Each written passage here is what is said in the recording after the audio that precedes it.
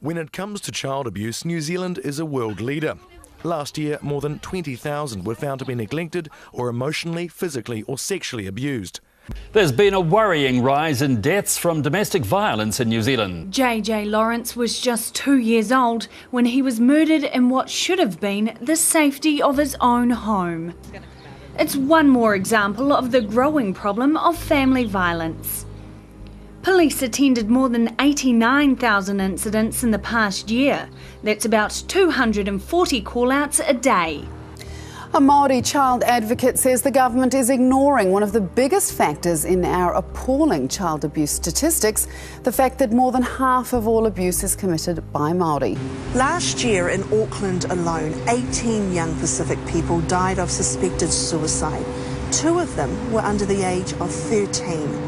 Today he released the latest figures, revealing 541 people committed suicide in the past year. Suicide, a taboo subject that doesn't get talked about enough.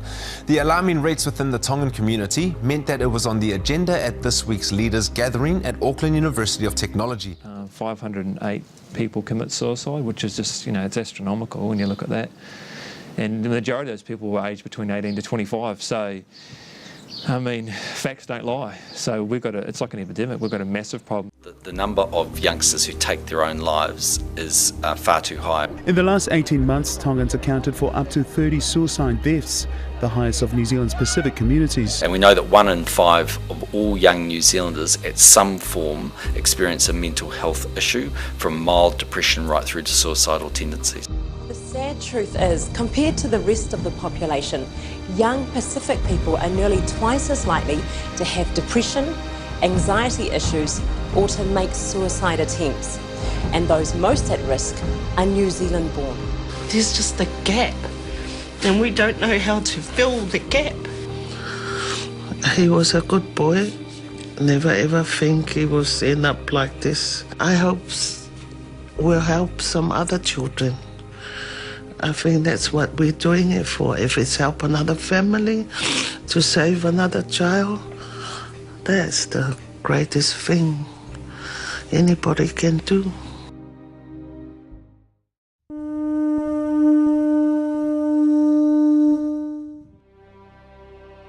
Can you hear the sound of my people crying?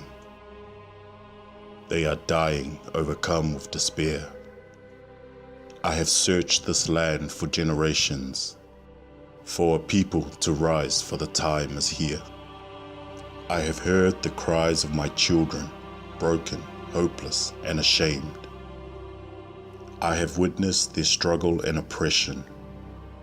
My beloved who are called by my name. Lift your eyes to see my people. Open your ears to hear their plea. Render your hearts for this generation. Hear the cry of your nation. In repentance, return to me.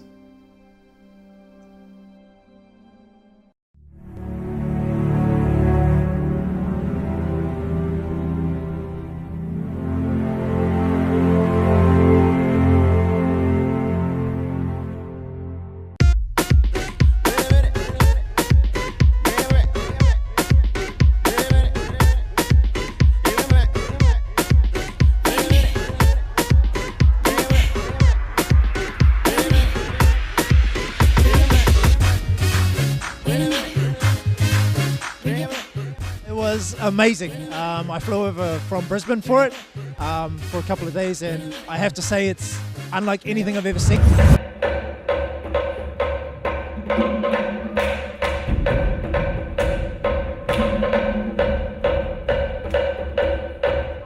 My name is Charles Puta. Currently playing rugby for the All Blacks, the Blues and the Auckland ITM Club team. This is something that is key for your family, and if you want to bring along your kids,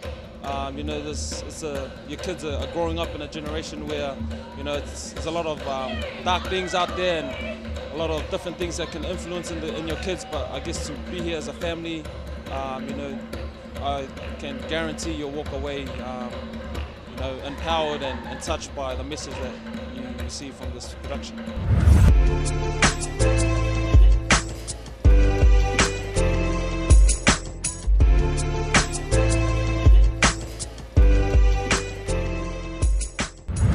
If you want to see your nation changed, if you want to see your community changed, our young people, not just Pacific Islanders, but on a global scale, I encourage you to come and see this. As I said, not a production, but it's actually a message. Sing the one worthy, Lord, to receive glory, honor, and power. So every man, woman, boy, and girl, let's make this declaration around the world. He's mighty. He's mighty. He's mighty. Awesome. Come on and lift your voice and testify.